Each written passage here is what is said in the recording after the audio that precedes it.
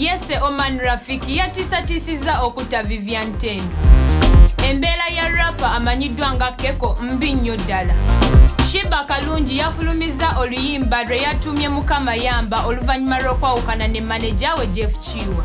Ago n'amalala mangi gengenda okukuwa mu bujjuvu wano ku UN wabula nga sinnakwongerayo teweerabira okusubscribinga ku YouTube channel yaffe Aitos TV kosa okutufollowinga ku social media platforms zaffe ez'enjawulo omuli Facebook, Instagram, Twitter, TikTok kosa okusharinga videos zaffe ez'enjawulo. Zino z'ennyimbe 10 ezikutte bannayuganda ombabiro okusinziira ku YouTube nga zikutuusibwako IP Records ziwaneeka nsanga. Oluyimba oluli ku namba 10 ye Thank God olwa Vinka. Mpalaavu olwa Palaso luze ku namba 9. Akafeche olwa Rema Namakula ku luno luze ku namba 8. Sip olwa Job Boy luze ku namba 7 wiki eno. Kabisi Kandagala olwa David Lutalo nga lwe luli ku namba 6 wiki eno. Namba 5 ya wiki eno kuzeeko Gravity Omutujju n'oluyimba lwe Tusimbudde. Ku namba 4 ya wiki eno kuliko Peru olwa Fireboy DML. Snapchat olwa Ruga lwe luli ku namba 3. Easy takes me on Snapchat, sexy snaps me out beating like. Ku namba 2 kuliko Follow olwa John Black. Dio olwa Ruga lukyalemeddeko ku namba 1 nate wiki eno. Bad man looking good in the Tulinde nate wiki ejja nga tukuleetera ennyimba 10 ezisinza okunyumira bannayuganda mu wiki okusinziira ku YouTube nga zikutuusibwako IP Records ziwaneeka nsanga. Omuyimbi Shiba Kalungi yafulumiza oluyimba lwe yatumye Mukama Yamba oluvannyuma lw'okwawukana ne manager we amanyiddwa nga Jeff Chiwa. Oluyimba lwabadde lulaga nga Shiba yeegayira Mukama okumubeererawo n'okumukulembera mu lugendo lwe olupya lwe yaakatandika era nga wenjogerera video kosa audio byafulumye dda ku mikutu egy'enjawulo ku social media.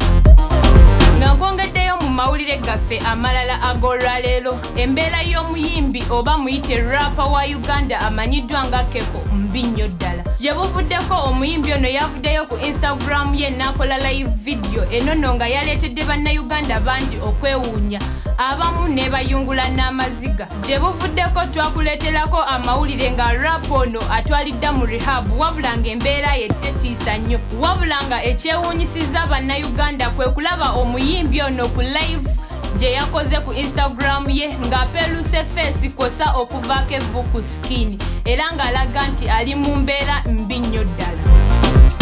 Nga nkwongeddeyo wano ku UN nkuleetedde amawulire amalala agasinze okukyaka ku social media week eno nga gano gaka video akateekereddwayo nkuba kyeyo amanyiddwa nga Rita Kagwa nga kalaga Shela Gashumba ne Alex Muhandi nga beeraga omukwano mu mmotoka. Kigambibwa nti ababiri bano Shela Gashumba ne Rita Kagwa balina obutakkaanya era nga y'ensonga lwaki kyaviiriddeko Kagwa okusuulayo video ey'ekikula bwe kiti.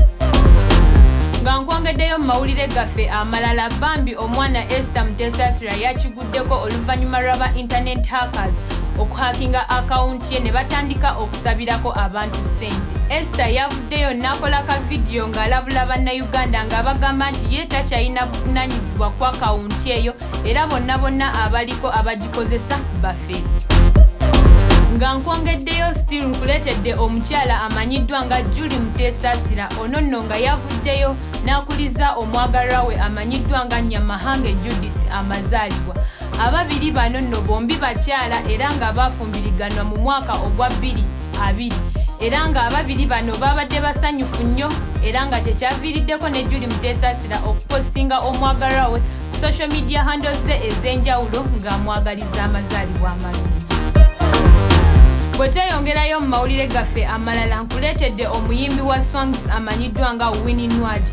Ono nno bize biyitingana ku social media ng'abantu bangi bakomplaininga ku nnyambala ye wabula ng'akyasirikidde gy'ali. Wenjogerera bino omukyala ono yavuddeyo ku interview emu n'addamu abo bonna ababadde bamwogerera olw'ennyambala. Winnie Nwagi yagambye nti ye taliwo ku inspiringa muntu yenna oba kutereza muntu yenna, wabula ye aliwo nga ye kusanyusa bulamu bwe na kusanyusa bwa mwana we omuwala gw'alina omu yekka ow'emyaka 10.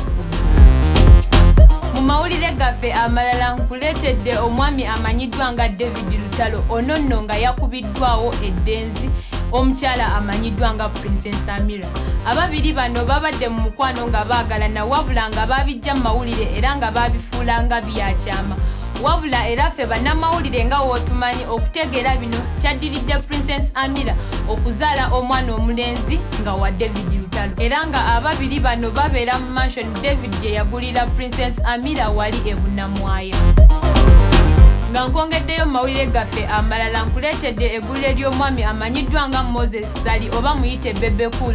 Ono nno nga yaddusiddwa mu ddwaliro nga biwala ttaka, wabula nga kyasoose ne kigambibwa nti COVID-19 ye yabadde amuluma, ate oluvannyuma abasawo ne bavaayo ne bategeeza nti ekirwadde ekimuluma tebannaba kukitegeera bulungi, wabula nga bwe bannaba kitegeerekese kijja kuba nga kitutegeeze.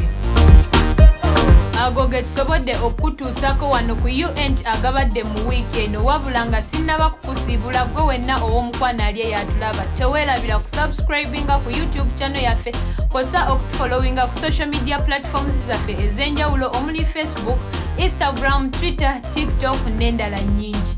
Weekuumire ku iTos TV, nja kuba nkomawo n'amawulire amalala. UNT ku iTos TV ekutuusibwako iTos Productions Limited.